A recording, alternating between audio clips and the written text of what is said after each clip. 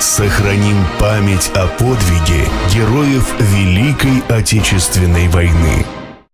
49 қайттық біз. 43 кеткені 49 қайттық. 50 Сентябрь айында. Жапониядан.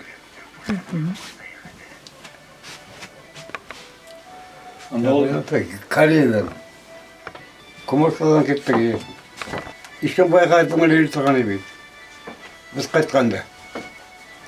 Қазір қая кетті үшін.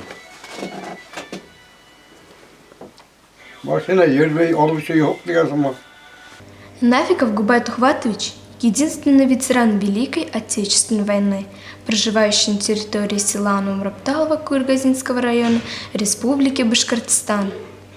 Губай Тухватович родился 15 сентября 1926 году.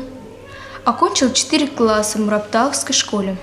В 1943 году в возрасте 17 лет был призван в ряды советской армии и направлен на фронт на Дальний Восток. Боевой путь начал в ноябре 1943 года по апрель 1947 год.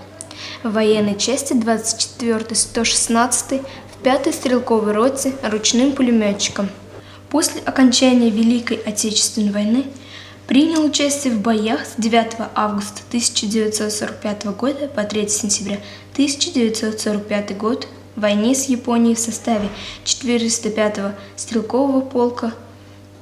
Период с апреля 1947 года по сентябрь 1950 года Губай Тухватович в звании младшего сержанта продолжал охранять восточные рубежи границ СССР. Уволен в запас 23 сентября 1950 года. После демобилизации вернулся в родной колхоз. До пенсии работал трактористом, а также еще 7 лет после выхода на пенсию. Сохраним память о подвиге героев Великой Отечественной войны.